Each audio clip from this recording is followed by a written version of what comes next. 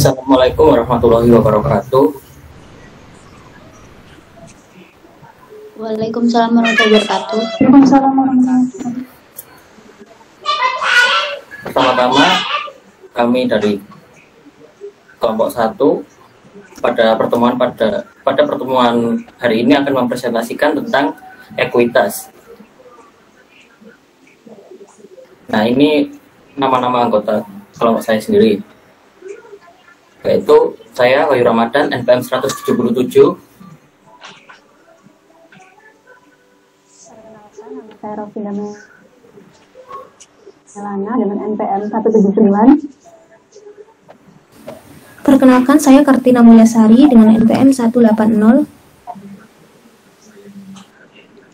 Saya Abdul Aziz, NPM 183. Saya Nabila Karisa, NPM 186. Nama saya Widiana Kurnia Permatasari, NPM 198.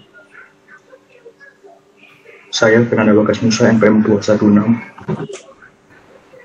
Saya Khairunisa, NPM 219. Bentuk organisasi perusahaan. Nah, di sini organisasi perusahaan tidak hanya satu, yang mana perusahaan adalah bentuk organisasi bisnis yang paling mendominasi hingga saat ini.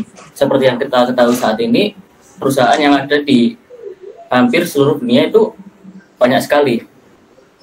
Perusahaan adalah pemimpin dalam hal jumlah keseluruhan sumber daya yang dikendalikan, barang dan jasa yang diproduksi, dan orang-orang yang dipekerjakan.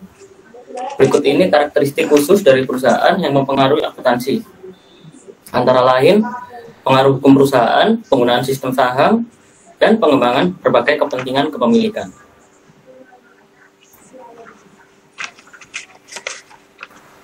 Hukum perusahaan. Dalam mendirikan suatu perusahaan, tentunya harus mengirimkan dokumen-dokumen persyaratan yang sesuai dengan apa yang ada di badan pemerintahan.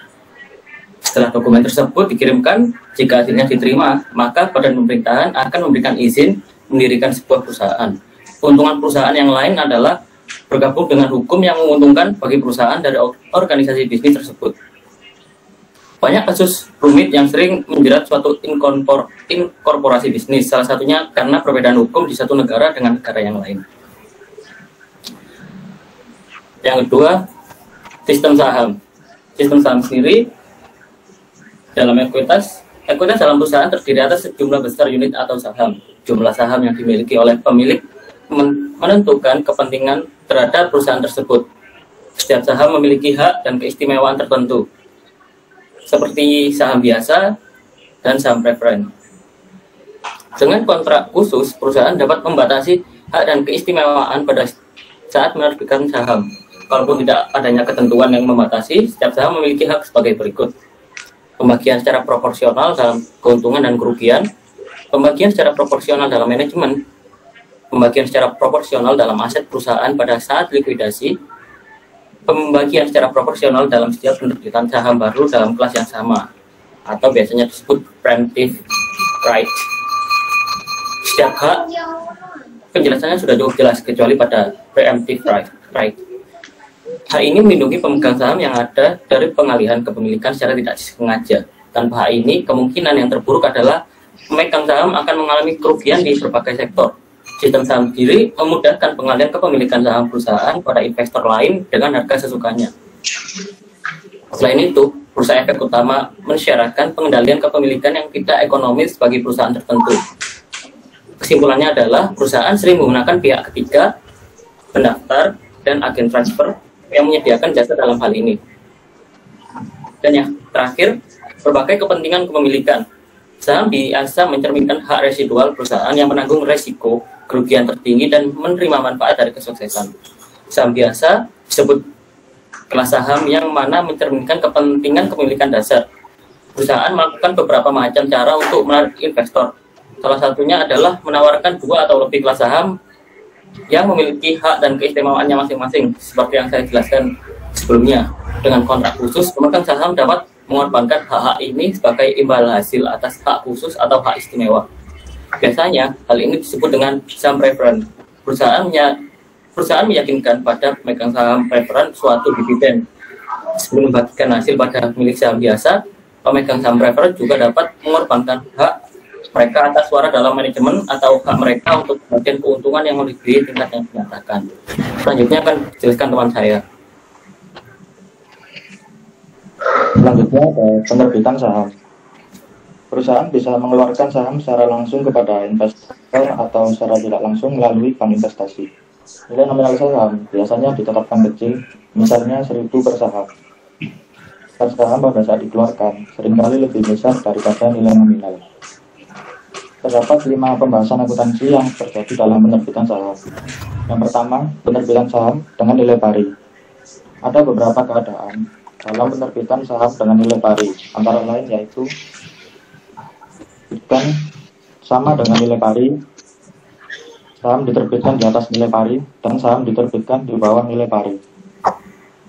Misalkan perusahaan menjual 1.000 lembar saham biasa dengan nilai pari 1.000 per lembar, dengan harga penjualan sama dengan nilai parinya. Jurnal yang harus dibuat adalah sebagai berikut. Kas di sisi debit 1 juta, lalu untuk sisi kreditnya saham biasa 1 juta. Diterbitkan dengan harga 2.500 per lembar. Jurnalnya kas 2.500.000 di debit dan saham biasa 1 juta, tambahan modal di setor 1.500.000 di kredit. Atau di bawah harga pari. Perusahaan jarang sekali atau tidak pernah menerbitkan saham dengan nilai di bawah harga pari.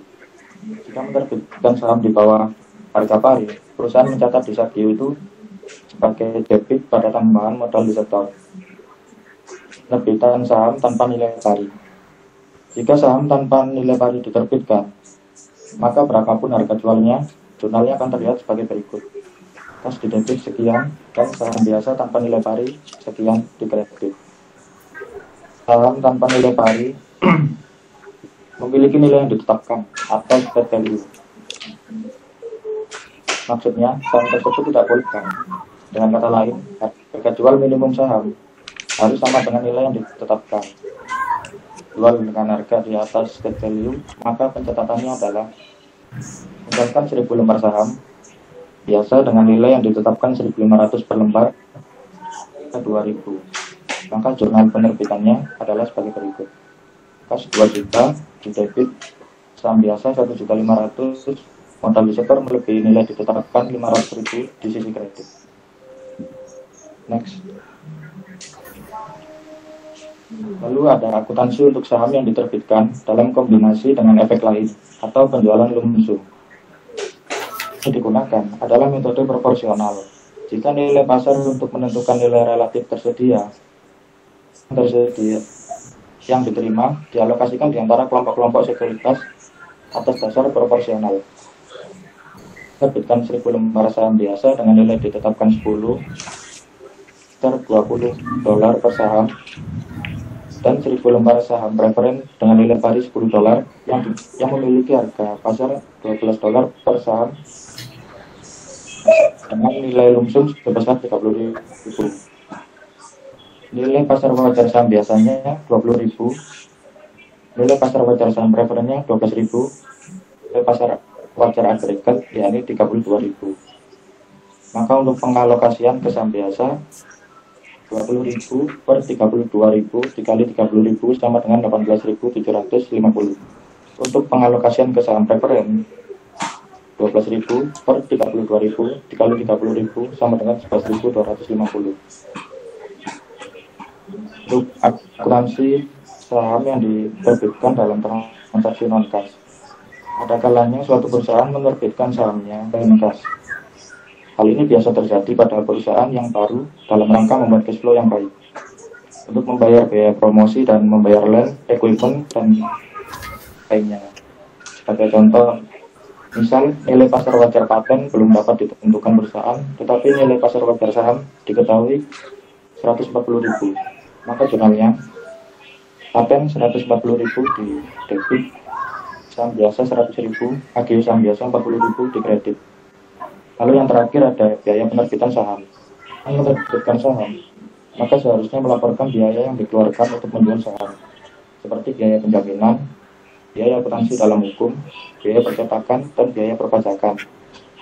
yang disetor. Oleh karena itu, biaya penerbitan didebit setambahan modal setor karena biaya tersebut tidak berhubungan dengan operasi perusahaan. Ini akan dijelaskan oleh teman saya.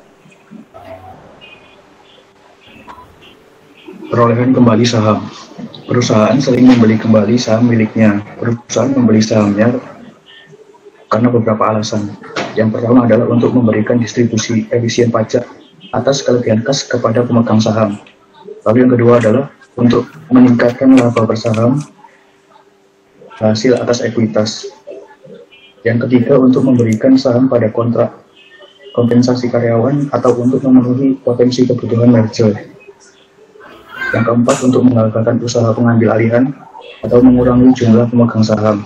Lalu yang terakhir adalah untuk menciptakan pasar dalam saham. Beberapa perusahaan telah menghapuskan kepemilikan publik sepenuhnya dengan membeli semua saham yang beredar. Prosedur yang digunakan adalah melalui leverage buyout, di mana perusahaan meminjam uang untuk membiayai pembelian kembali saham tersebut. Setelah membeli kembali saham, perusahaan dapat menarik atau menahan dalam bentuk kas untuk diterbitkan kembali. Jika ditarik, maka saham tersebut disebut sebagai saham treasury. Saham treasury bukan merupakan aset. Saat membeli saham treasury, terjadi penurunan aset dan ekuitas. Perusahaan dapat menjual saham treasury untuk mendapatkan dana, namun tidak mencantumkan saham treasury dalam laporan posisi keuangan.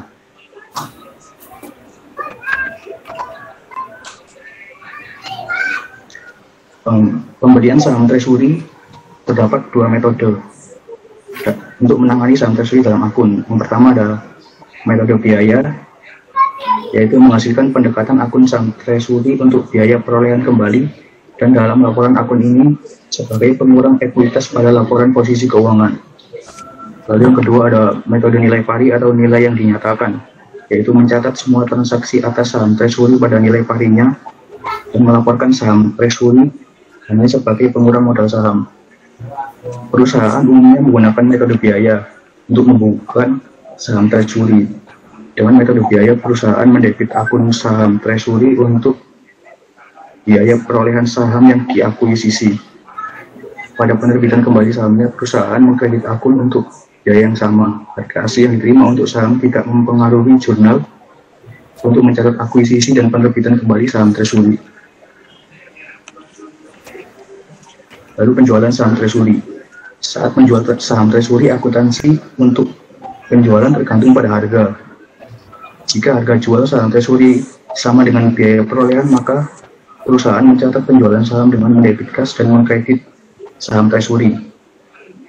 Apabila penjualan saham treasury di atas biaya perolehan, maka perusahaan mengkredit selisihnya ke premi saham treasury. Sedangkan kalau penjualan saham treasury di bawah biaya perolehan, maka perusahaan mendebit kelebihan biaya perolehan dari harga jual ke premi saham treasury.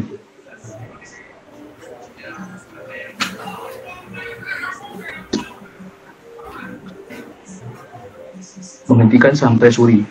Dewan Direksi dapat menyetujui penghentian saham treasury. Hasil keputusan ini membatalkan saham treasury dan pengurangan jumlah yang diterbitkan. Penghentian saham treasury memiliki status saham yang diotorisasi dan tidak diterbitkan. Pengaruh akuntansinya sama dengan penjualan saham treasury kecuali perusahaan mendebit akun ekuitas yang tepat terkait dengan penghentian saham, bukan kas. Selanjutnya dilanjutkan oleh teman saya. Oke, saya akan melanjutkan materi tentang saham preferen. Nah, saham preferen ini pengertiannya adalah saham dengan kelas khusus yang memiliki beberapa kelebihan atau fitur yang tidak ada dalam saham biasa. Nah, di saat penerbitan saham preferen ini, saham preferen memiliki karakteristik diantaranya: satu, preferensi atas dividen; yang kedua, preferensi atas aktiva pada saat likuidasi; yang ketiga, dapat dikonversi menjadi saham biasa; yang keempat, dapat ditebus pada opsi perseroan; dan yang kelima, tidak mempunyai hak suara. Kemudian pada saham preferen ini terdapat karakteristik atau fitur. Yang pertama yaitu saham preferen kumulatif. Nah, saham preferen kumulatif ini yang dimaksudkan adalah jika perseroan gagal membayar dividen dalam suatu tahun, maka perusahaan tersebut dapat membayar pada tahun berikutnya sebelum laba dibagikan kepada pemegang saham biasa. Nah, dividen yang terlewat tadi disebut dengan dividen tertunggak. Nah, dividen tertunggak ini tidak dicatat sebagai kewajiban, melainkan dicatat di laporan keuangan. Yang kedua yaitu saham preferen partisipasi. Nah, saham preferen partisipasi ini membagi rata dengan pemegang saham biasa setiap pembagian laba di luar tingkat yang ditentukan. Kemudian yang ketiga yaitu saham preferen convertible. Nah, saham preferen convertible ini mengizinkan pemegang saham menukar saham preferen tersebut menjadi saham biasa. Nah, pemegang saham preferen convertible ini juga tidak mendapatkan keuntungan dividen saja, melainkan juga dapat berpartisipasi dengan mendapatkan laba yang tak terbatas. Kemudian yang keempat yaitu saham preferen yang dapat ditebus. Nah, saham preferen yang dapat ditebus ini memungkinkan perusahaan penerbit saham untuk menarik atau menebus saham preferen yang beredar pada tanggal tertentu di masa depan dan pada harga yang ditentukan. Nah, harga penarikan atau penebusan ini biasanya di atas harga penerbitan awal. Kemudian preferen ini ditarik untuk ditebus, maka setiap dividen yang tertunggak harus dibayar. Artinya harus sesuai dengan perjanjian awal. Tidak ada nggak ada tawar-menawar lah. Kemudian saham preferen yang dapat ditembus ini juga memiliki selanjutnya akuntansi selanjutnya yaitu akuntansi saham preferen. Nah, akuntansi saham preferen ini ketika penerbitan juga sama dengan saham biasa. Contohnya pada Bioskop menerbitkan 10.000 saham preferen dengan nilai pari sebesar $10 seharga $12 per saham. Nah, Bioskop ini mencatat penerbitan ini dengan kenal seperti kas pada modal saham preferen pada saham preferen.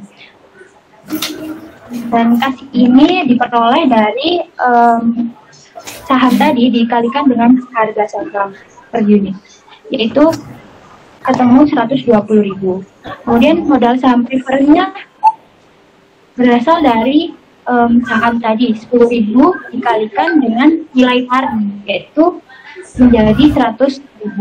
Sedangkan kalau premi ini kelebihan dari kas tadi dikurangi dengan modal saham. Selanjutnya akan dijelaskan oleh teman saya.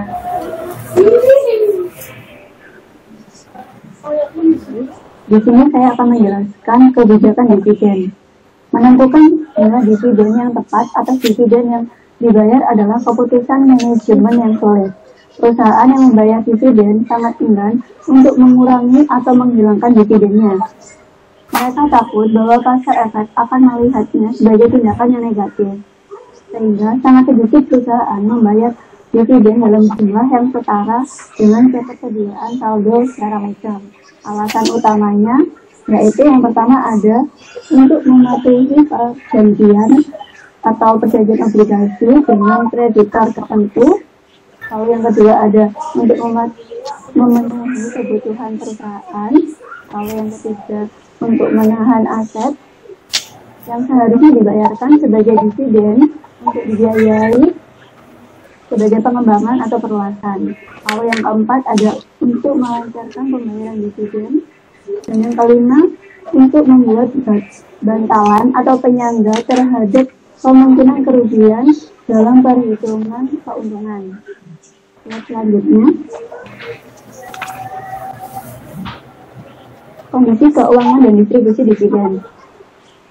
Manajemen perusahaan yang efektif membutuhkan perhatian lebih dibandingkan legalitas pembagian dividen. Manajemen juga harus mempertimbangkan kondisi ekonomi Jadi, sebelum mengumumkan dividen, manajemen harus mempertimbangkan ketersediaan dana untuk membayar dividen.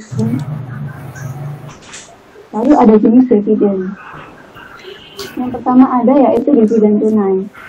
Dewan direksi memberikan suara pada saat setelah persetujuan dan pengumuman tersebut untuk melakukan pembayaran, perusahaan harus menyiapkan daftar fund.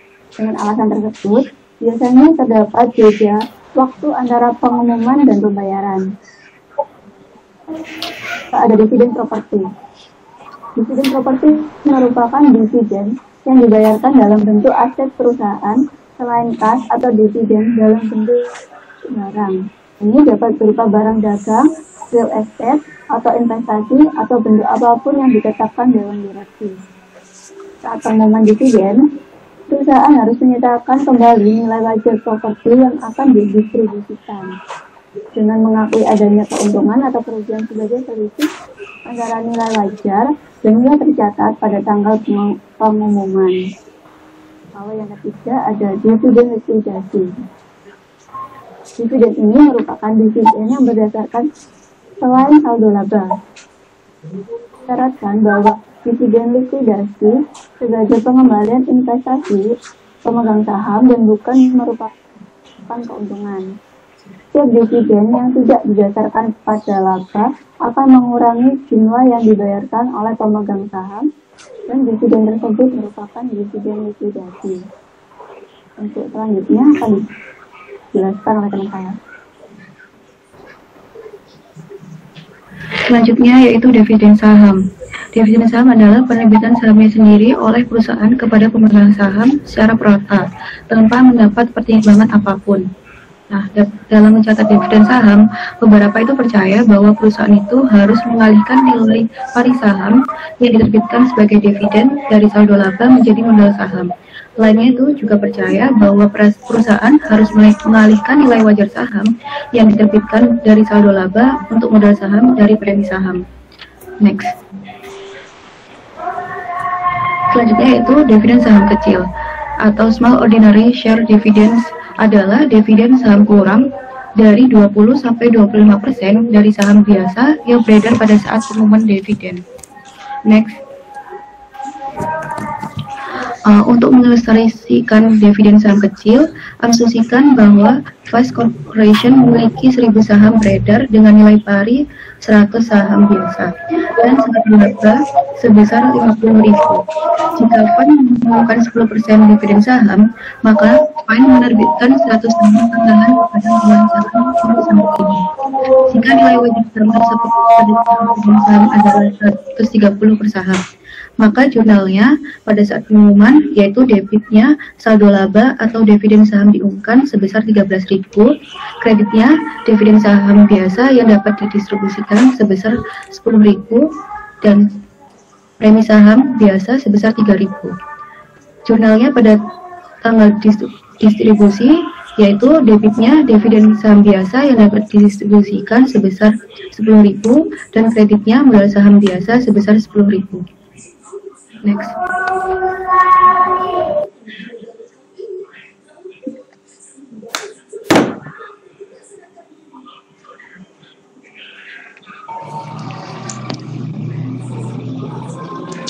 Selanjutnya yaitu pemecahan saham.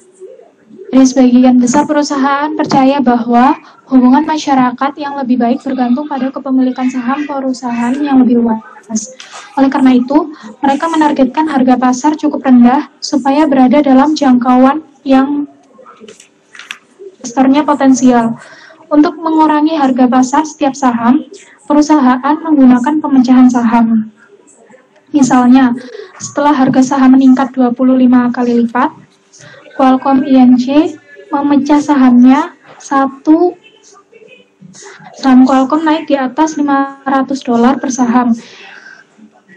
Untuk meningkatkan kekhawatiran bahwa Qualcomm tidak bisa memenuhi target analisis sebesar $1.000 per saham, pemecahan tersebut mengurangi target analisis $250 yang bisa lebih dipenuhi dengan distribusi saham yang lebih luas pada harga pasar yang lebih rendah. Dari sudut pandang akuntansi, Qualcomm tidak mencatat jurnal untuk pemecahan saham. Namun, perusahaan tersebut membuat catatan memorandum yang menunjukkan nilai pari saham dan peningkatan jumlah saham. Nah, pemecahan saham sendiri ini berbeda dengan dividen saham.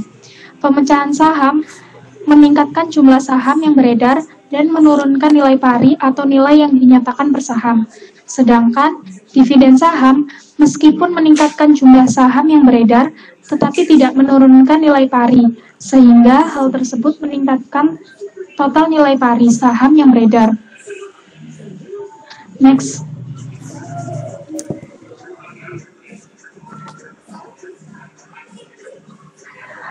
Pengungkapan pembatasan pada saldo laba. Banyak perusahaan yang membatasi saldo laba atau dividen tanpa adanya jurnal resmi. Pembatasan tersebut sebaiknya diungkapkan dengan catatan atas laporan keuangan. Biasanya, pembatasan yang diberlakukan oleh indentur obligasi dan perjanjian pinjaman mensyaratkan penjelasan yang panjang. Pengungkapan catatan harus mencantumkan sumber pembatasan ketentuan yang berkaitan dan jumlah saldo laba yang digunakan untuk pembatasan atau jumlah yang tidak dibatasi. Pembatasan dapat didasarkan pada retensi saldo laba tertentu, kemampuan untuk mempertahankan kebutuhan modal kerja tertentu, pinjaman tambahan, dan pertimbangan lainnya. Selanjutnya akan dijelaskan oleh teman saya. Di sini saya akan menjelaskan mengenai penyajian dan analisis ekuitas. Nah, contoh dari penyajian ekuitas bagian laporan posisi keuangan. Nah, di sini dapat dilihat contoh dari ekuitas itu sendiri. Itu contohnya berupa dari perusahaan Frost Company. Frost harus mengungkapkan hak dan hak istimewa terkait dari berbagai sekuritas yang beredar. Misalnya, perusahaan harus mengungkapkan seperti preferensi dividen dan likuidasi, hak partisipasi, harga dan tanggal panggilan, harga konversi atau pelaksanaan dan tanggal yang bersangkutan, persyaratan dana cadangan, hak suara yang tidak biasa, dan ketentuan kontrak yang signifikan untuk menerbitkan saham tambahan. Preferensi likuidasi harus diungkapkan di bagian ekuitas dalam laporan posisi keuangan daripada dalam catatan atas laporan keuangan untuk menekankan kemungkinan dampak pembatasan ini terhadap arus kas masa depan. Next slide.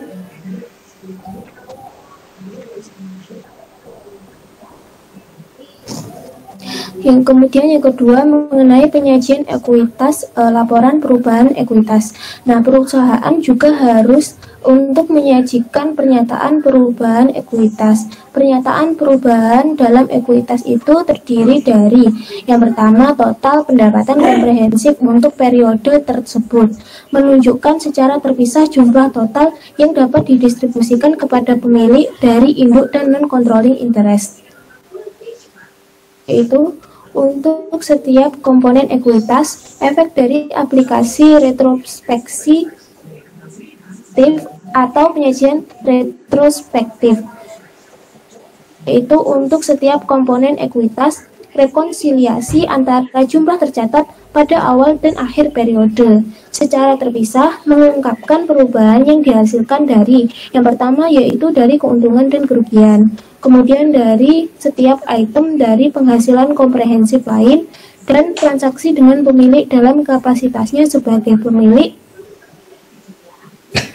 menunjukkan kontribusi terpisah oleh dan distribusi kepada pemilik dan perubahan dalam kepemilikan di anak perusahaan yang tidak mengakibatkan hilangnya kendali. Next slide. Dan yang kemudian mengenai analisis. Nah, analisis menggunakan rasio ekuitas untuk mengevaluasi profitabilitas dan solvabilitas jangka panjang perusahaan. Nah, di sini ada tingkat imbal hasil atas ekuitas saham biasa. Tingkat imbal hasil atas ekuitas saham biasa adalah rasio profitabilitas yang mengukur kemampuan perusahaan untuk menghasilkan laba dari investasi pemegang perusahaan tersebut. Rasio ini menentukan seberapa banyak keuntungan yang dapat dihasilkan oleh perusahaan yang diinvestasi. Ada pun dilihat pada PPT, yaitu tingkat imbal hasil atas ekuitas saham biasa sama dengan laba neto dikurangi saham preferen, kemudian dibagi dengan rata-rata ekuitas pemegang saham biasa. Yang kedua, mengenai rasio pembayaran, adalah rasio yang menunjukkan persentase setiap keuntungan yang diperoleh didistribusikan kepada pemegang saham dalam bentuk uang tunai. Adapun contohnya yaitu adapun rumusnya dapat dilihat di PPT, yaitu rasio pembayaran sama dengan dividen tunai dibagi laba neto dikurangi dividen saham preferen. Mengenai nilai buku per saham. Nilai buku per lembar saham adalah nilai dari ekuitas dibagi jumlah lembar saham yang berbeda. Nilai buku per lembar saham adalah nilai yang akan didapatkan oleh pemilik saham bila perusahaan bangkrut dan dilikuidasi. Adapun rumusnya yaitu nilai buku per saham sama dengan ekuitas pemegang saham biasa dibagi jumlah saham beredar.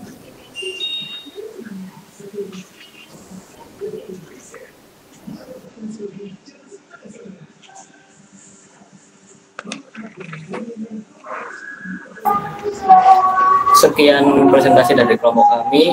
Apabila ada yang ditanyakan, silakan tanyakan, dan pertanyaannya diketik di chat aja ya, biar nanti saya salin dengan mudah di PPT-nya.